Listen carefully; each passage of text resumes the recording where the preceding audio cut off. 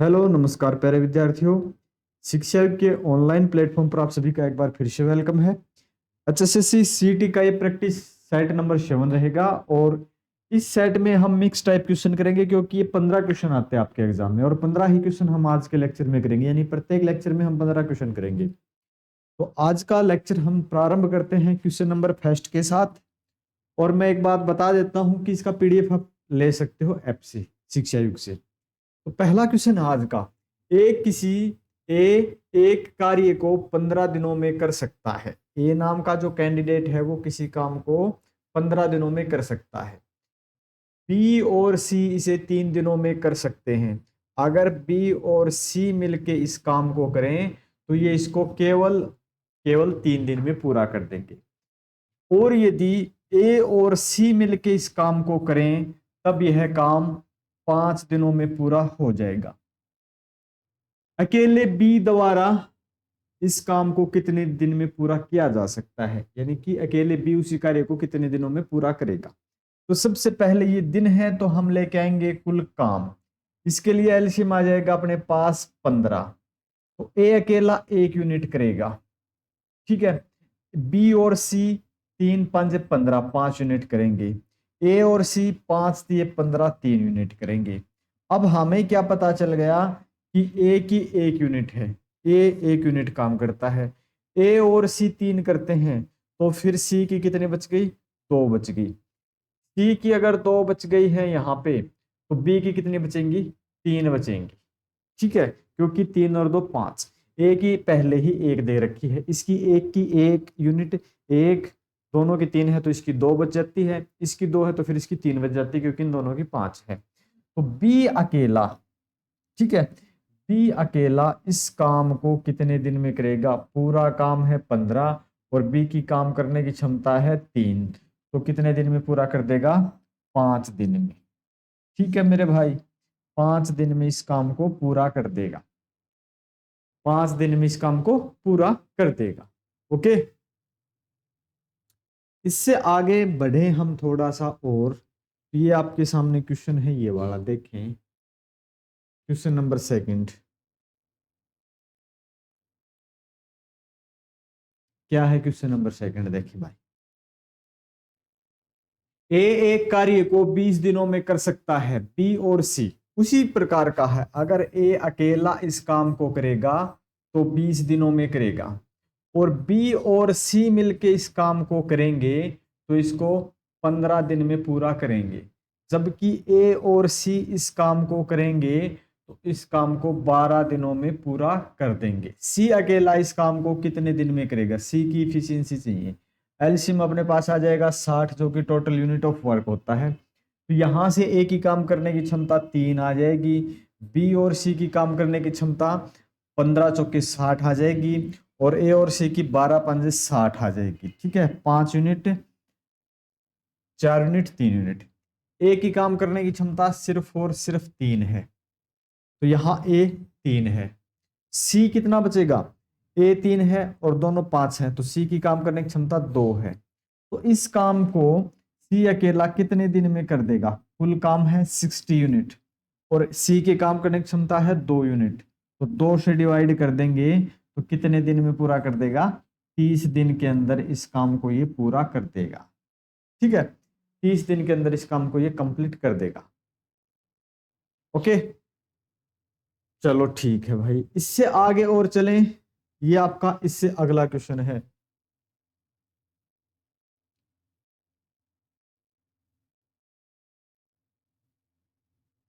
चलो ये वाला क्वेश्चन क्या है देखें, एक बार सोल्व करें। शुद्ध घी की कीमत 80 रुपए प्रति किलो है, ठीक है। एक है शुद्ध घी, इसकी कीमत 80, इसे 40 रुपए वनस्पति तेल, ठीक है। दूसरा कौन सा है, वनस्पति तेल है।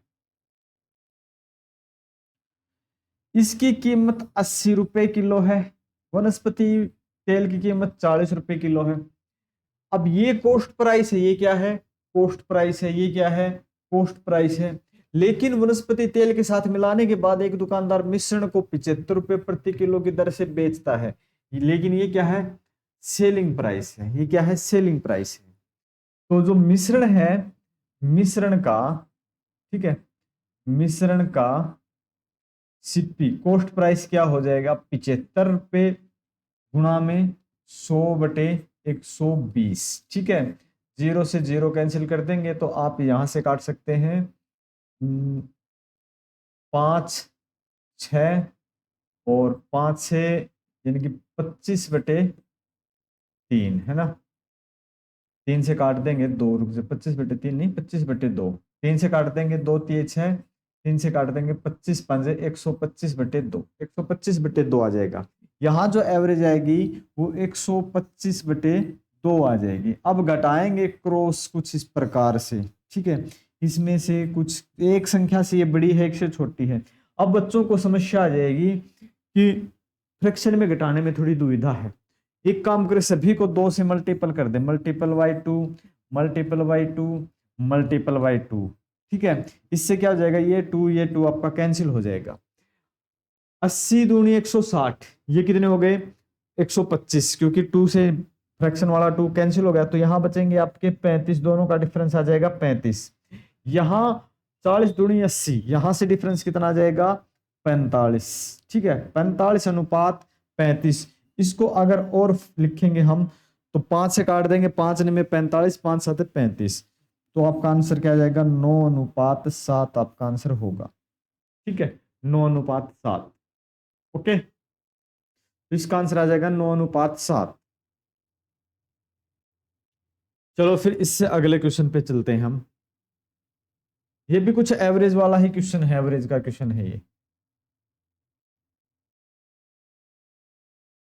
बताओ भाई, एवरेज का क्वेश्चन है ये कि एक बस एक वर्ग के चारों ओर 100 किलोमीटर, 200 किलोमीटर और 300 किलोमीटर, 400 किलोमीटर प्रति घंटे की गति से चलती है। मैदान के चारों ओर बस की औसत गति, ठीक है, औसत गति का जो फॉर्मूला होता है ना, औसत गति,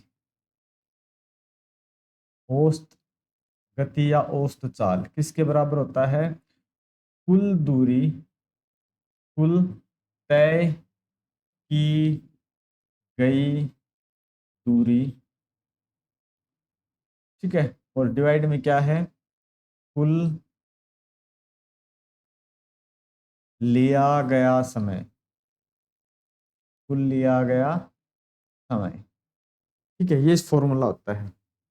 अब हम सोल्व अगर करते हैं इस क्वेश्चन को, तो एक स्पीड 100 है, दूसरी 200 की है, तीसरी 300 की है, चौथी 400 की है। एलसीएम अगर ले लेंगे हम, कितना आ जाएगा 400। यहां से कितना टाइम लगेगा 4 घंटे का, यहां से कितना लगेगा, सॉरी सॉरी 4 घंटे का नहीं, यहां से कितना टाइम लगेगा,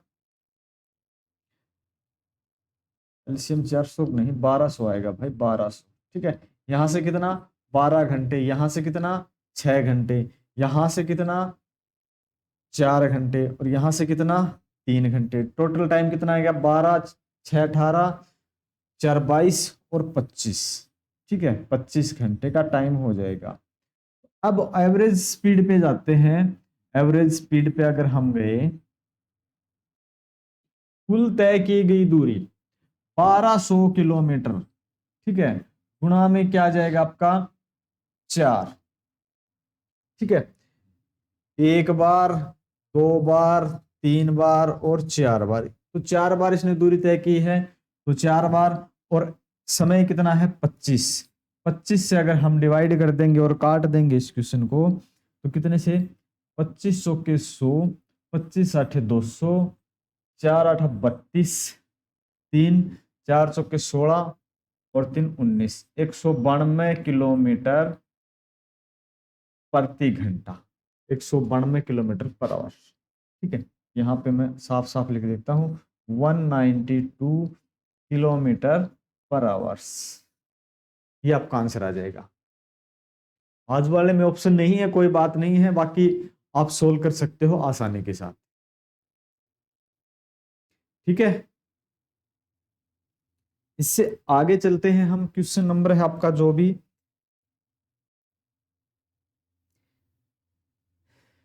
ये वाला क्वेश्चन, समानांतर श्रेणी, एपीजीपी, अर्थमेटिक प्रोग्रेशन। अब क्वेश्चन क्या है कि एक समानांतर श्रेणी में तीन संख्याओं का योग 15 है। योग 15 है तो आप एक काम कर सकते हो, मिड पॉइंट निकाल लें, मिड पॉइंट, ठीक है, मिड पॉइंट।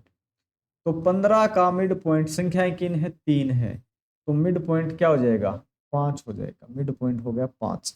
इसके अगर आगे आप देखें, इसने बोला है कि संख्याओं का योग 3, तो एक काम कर सकते हैं, ये संख्या आपकी कितनी हो सकती है, 2 हो सकती है, ये संख्या आपकी 8 हो सकती है।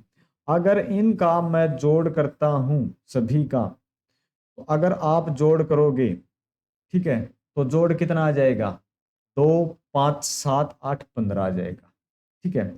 अगर इनका मल्टीपल कर दें सभी का, 2 गुणा में, ठीक है, अगर मल्टीपल कर दें 2 गुणा में 5 गुणा में 8, तो कितना आ जाएगा भाई बताओ जल्दी से। तो आप कहोगे 8 5 40, 40 दूनी 80, ठीक है, 80 आ गया, ठीक है, 80 आ गया। तो दोनों की दोनों कंडीशन अप्लाई हो जाती हैं इस कंडीशन में।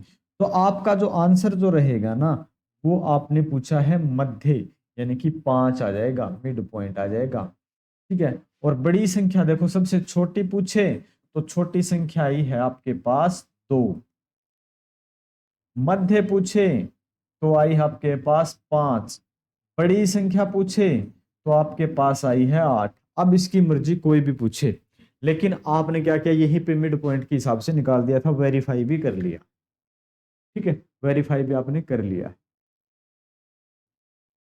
क्लियर है, ठीक है भाई। इससे अगला क्वेश्चन देखते हैं फिर।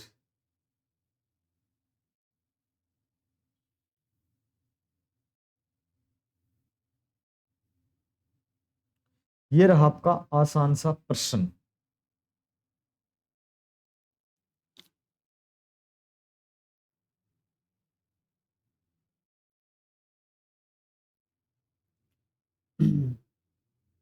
जल्दी सोल्व करके बताओ भाई, आसान सा प्रश्न है, बताओ जल्दी सोल्व करके।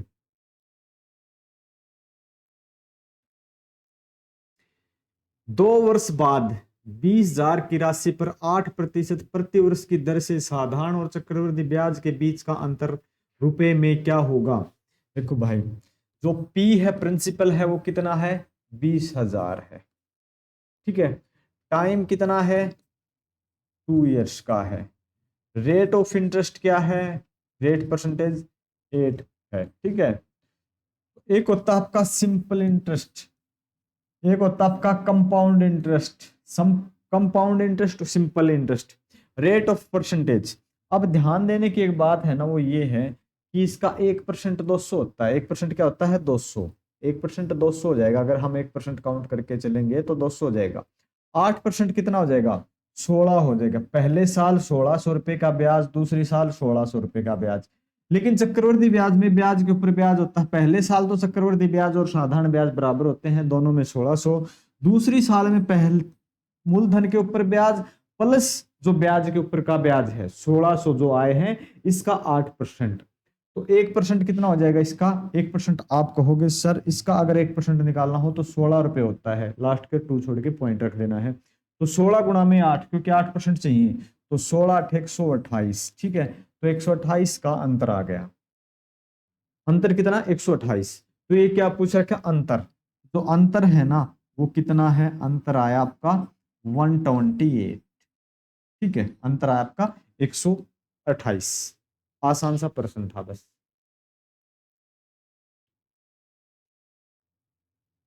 चलो फिर अगले प्रश्न पे चलते हैं। ये रहा आपका अगला प्रश्न, करो सोल्व जल्दी से।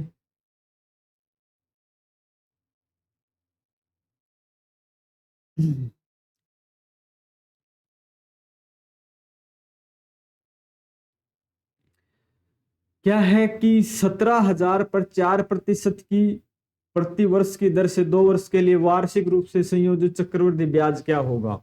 यहां जो पी की वैल्यू दे रखी है 17,000 दे रखी है, रेट ऑफ इंटरेस्ट है वो आपका 4% है। टाइम है 2 इयर्स का है।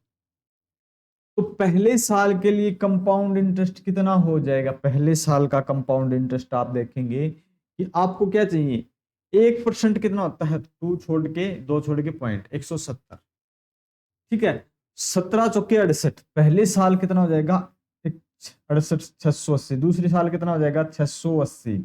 लेकिन दूसरी साल के ऊपर ब्याज के ऊपर ब्याज लगेगा, पहले साल के ऊपर जो ब्याज है इसका 4%। ठीक है, 1% इसका कितना हो जाता है बताओ भाई? 1% का मतलब है 6 रुपये 80 पैसे। ठीक है, 6 रुपये 80 पैसे होता है 1 साल का 1%।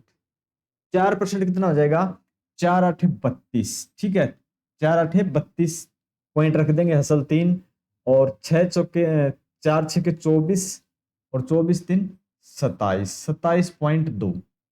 अगर सभी का हम जोड़ कर देंगे तो 0.2 आपका आ जाएगा, 7 आ जाएगा आपका, 8 8 16, 16 2 18, 6 6 12 और 1 13, 100 ना सॉरी 1387.20। ये आपका आंसर आ जाएगा।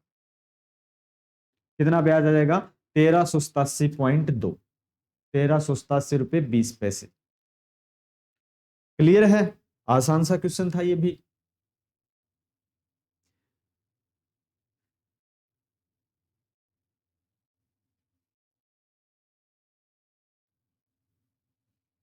ये आपका नेक्स्ट क्वेश्चन है भाई, बताओ।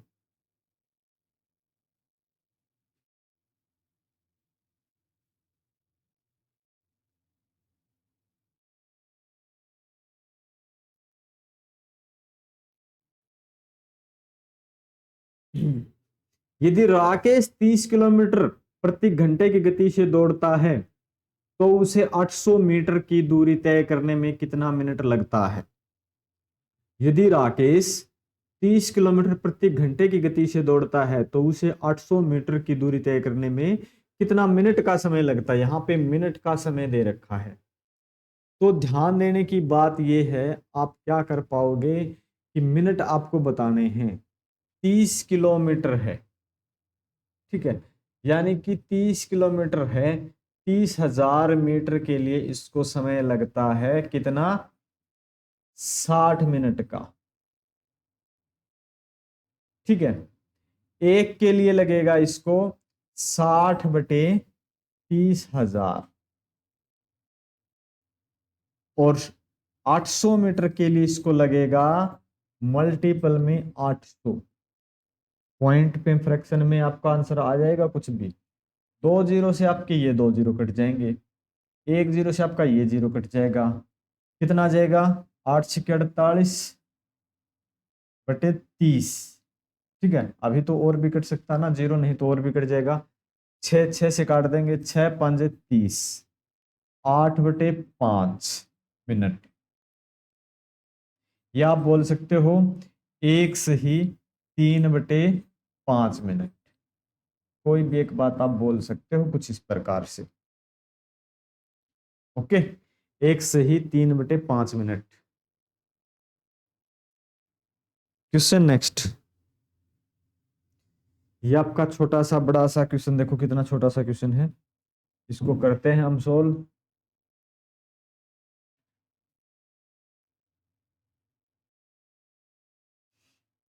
बताओ जल्दी से।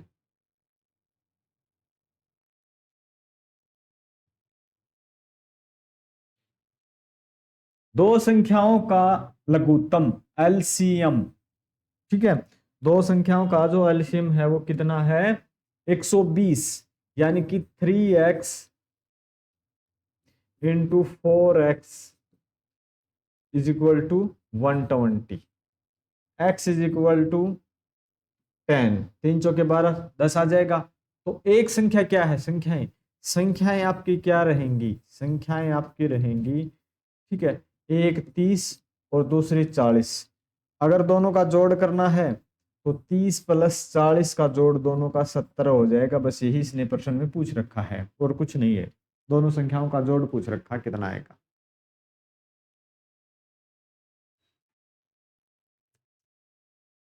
ये है इससे अगला प्रश्न, देखो भाई क्या है।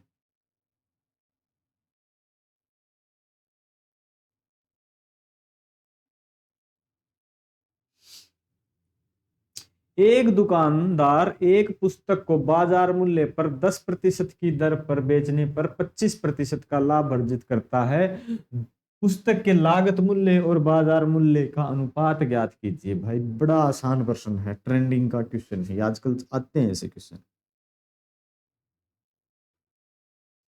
बताओ जल्दी से, मैं उम्मीद करता हूँ आप जल्दी से आंसर दोगे। कमेंट करके बताओ आपका आंसर क्या आया है। एक फॉर्मूला मैं बताऊं, 100 - डी, डी का मतलब डिस्काउंट, रेशो 100 + p, ये एक फॉर्मूला है। अगर इस फॉर्मूले के हिसाब से आप क्वेश्चन को सोल्व करोगे ना, इस फॉर्मूले से, तो 100 - कितना है 10, और 100 में कितना है 25, 90 अनुपात, ठीक है, 125। 5 से काट देंगे 18 आ जाएगा, 5 से काट देंगे 25 आ जाएगा। 18 अनुपात 25 आपका आंसर है भाई, ये आपका आंसर रहेगा 18 अनुपात 25। चेक करके देख लो, यही आपका आंसर है। क्लियर है? चलो भाई बहुत अच्छी बात है। अब बढ़ेंगे थोड़ा सा और आगे। ये आपका अगला क्वेश्चन है।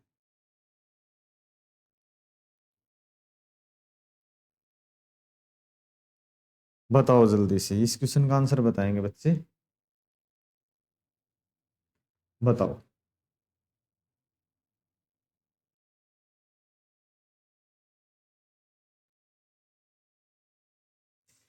एक आयताकार मैदान की एक भुजा 20 मीटर है और इसका एक विकर्ण 25 मीटर है।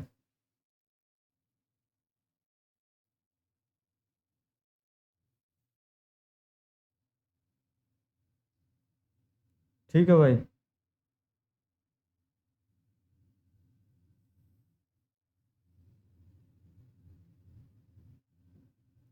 एक आयताकार की भुजा एक 20 है और विकर्ण 25 है, ये 25 है, ये 20 है, ये कितना है? तो आपको पता है, ये आपका 25 का स्क्वायर, यानी कि ये आपका ए मान सकते हैं आप, कुछ भी इसको मान लें, इसको क्या माने, लंब मान लें इसको। तो ये आपका एक्स जो भी है ना, तो एक्स इज इक्वल टू क्या हो जाएगा, 25 का स्क्वायर प्लस 20 का स्क्वायर और स्क्वायर रूट, ये आपका आ जाएगा कितना, 15। ठीक है, 625 और 20, ठीक है ना, सॉरी प्लस में नहीं आएगा भाई, माइनस में आएगा ये वाला, ठीक है, माइनस में ये आपका आ जाएगा 15। तो x इज इक्वल टू क्या आ गया 15। अब क्षेत्रफल निकालना है, एरिया। एरिया का फॉर्मूला क्या होता है, लंबाई गुणा चौड़ाई, तो 20 गुणा में 15, 15 दूनी 30, ठीक है, 300 मीटर स्क्वायर में, 300 वर्ग मीटर आपका आंसर आ जाएगा। छोटा सा बच्चों वाला क्वेश्चन है, दूसरी तीसरी कक्षा में आते हैं ऐसे क्वेश्चन, हमने तो दूसरी तीसरी कक्षा में पढ़ लिए थे, आजकल तो फिफ्थ सिक्स्थ में आते हैं। इससे अगला क्वेश्चन देखते हैं भाई, क्या है क्वेश्चन आपके सामने है, और बड़ा सा आसान सा ही प्रश्न है। बताओ जल्दी से, आपके सामने जो प्रश्न है इसके बारे में।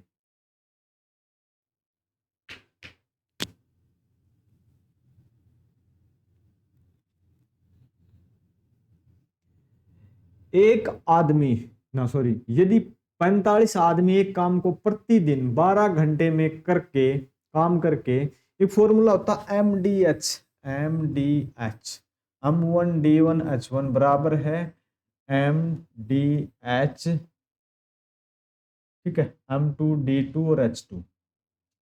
अब देखते हैं यहाँ पे 45 आदमी प्रतिदिन 30 दिन में, घंटे हैं 12, दूसरी कंडीशन में 60 आदमी हैं, प्रतिदिन 10 घंटे काम करते हैं, डे हमें नहीं पता है, काम करते हैं प्रतिदिन 10 घंटे। तो दिन आपको बताने हैं कितने दिन में काम को पूरा कर देंगे। तो यहां से अगर हम देखते हैं तो 30 दूने 60, 30 दूने 60, ठीक है। फिर कितना कट जाता भाई, दो से आपका, दो से काट देंगे, दो छिक्के 12, 5 से काट देंगे, 5 दूनी 10, 5 निमे 45, 2 से काट देंगे 3, 9 तिये 27 इज इक्वल टू डी। 27 दिन में काम को पूरा कर देंगे। कितने दिन में कर देंगे? 27 दिन में, ठीक है। 27 दिन में काम को पूरा ये कर देंगे।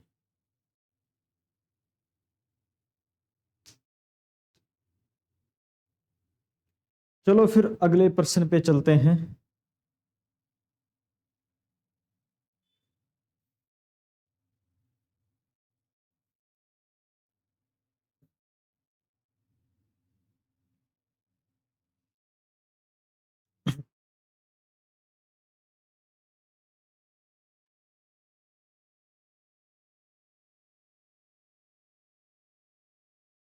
एक नल एक होज को 8 घंटे में भर सकता है, दूसरा इसे 16 घंटे में खाली कर सकता है।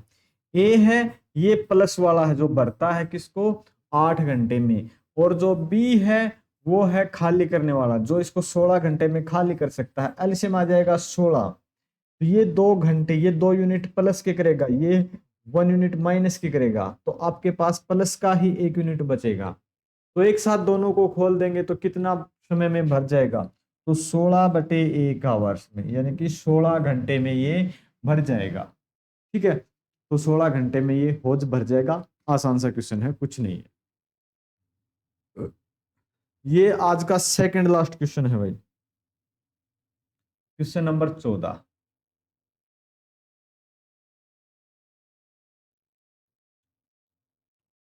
बताओ जल्दी से क्वेश्चन नंबर 14 का आंसर। छोटा सा क्वेश्चन है। 12 से ही 1/2 की वैल्यू होती है 1/8। ये आपकी बचत है और ये आपकी आय है। दोनों के बीच में जो 7 है, 7 रुपये आपका खर्च है, ठीक है। अब क्या है? 7/8, ये क्या आपका खर्च है। और खर्च की वैल्यू कितनी दे रखी इसने? खर्च की जो वैल्यू है ये इसने कितनी दे रखी है? 875 रुपए। कहीं गुणा है क्या? 7 एकम 7, ठीक है। 7 दूनी 14, 7 पंजे 35। इसका भी 125 गुना कितना हो जाएगा? 125 से अगर मैं गुणा कर देता हूं तो ये अपने पास आ जाएगा 1000। तो उसकी आय 1000 रुपये हो जाएगी। उसकी आय कितनी हो जाएगी? 1000 रुपये हो जाएगी। ये बात ध्यान रख देने की थी कि आय 1000 रुपये हो जाएगी। आय पूछ रखी है इसमें, कुछ नहीं है। आज का लास्ट क्वेश्चन है शायद, ठीक है। आज का ये लास्ट क्वेश्चन है।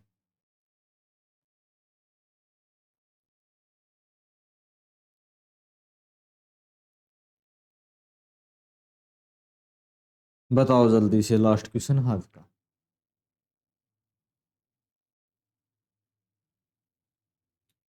कृष्णा ने 18,000 की पूंजी से व्यवसाय प्रारंभ किया। जो कृष्णा है और दूसरा कौन है कैंडिडेट? सुनीता है।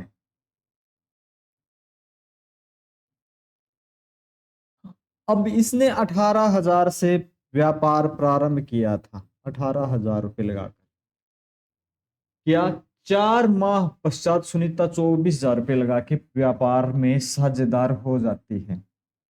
अब यहां देखें, इसने तो 12 महीने काम किया है, इसने 4 महीने के बाद, इसने 4 महीने बाद, यानी कि 8 महीने काम किया। तो दोनों का जो अनुपात है वो देखें आप क्या आएगा। क्योंकि जिस अनुपात में पूंजी है 12 महीने के बाद, जो उसी अनुपात में खर्चा लगा है वही तो आपके आय का साधन होगा। तो यहां से 3 जीरो से तो आपने ये 3 जीरो काट दिए, 12 दूनी 24 काट दिए, ठीक है, 2 से काट दिया 9 आ गया, ये आपका आ गया 9:8। अगर आप दोनों को जोड़ेंगे 9 और 8 17 होते हैं, इनकी जो बचत है वो 5100 है। कितने गुना है? 17 3 51, 300 गुना है। तो यहां अगर मैं इसको 300 से गुणा कर देता हूं तो इसके कितने फायदा हो जाएगा? 9 30 27, ठीक है, 2700 रुपए का। और इसको कितना का फायदा हो जाएगा? 8 3 24, 2400 रुपए का। तो सुनीता का हिस्सा, लाभ में सुनीता का हिस्सा, ठीक है, तो सुनीता का हिस्सा कौन सा है? 2400। ये आंसर किसका आ जाएगा? सुनीता का, ठीक है, सुनीता का हिस्सा 400 रुपया हो जाएगा। ये आज का लास्ट प्रश्न था भाई, ठीक है, ये आपका लास्ट क्वेश्चन था। तो इससे पहले जितने भी क्वेश्चन हैं आप सारे के सारे ट्राई कर सकते हो। और इसके साथ में एक बात और मैं बता देता हूं कि जिन बच्चों को मैथ नहीं आता ना, मैथ्स की प्रॉब्लम है बहुत से बच्चों को, तो उनके लिए भी एक अपने पास कोर्स अवेलेबल है जो स्पेशल सीईटी का है, जो सीईटी का मैथ्स का स्पेशल है आपके लिए, ये वाला कोर्स, ठीक है। ये वाला कोर्स आप बाय कर सकते हो ऐप से। तो जिन्होंने प्रैक्टिस सेट करने हो मेरे साथ करते रहे, जिन्होंने एक बार रिपीट करना है पूरा का पूरा मैथ्स, तो एक बार ये कोर्स आप बाय कर सकते हैं। तो मिलेंगे नेक्स्ट लेक्चर में। Thank you.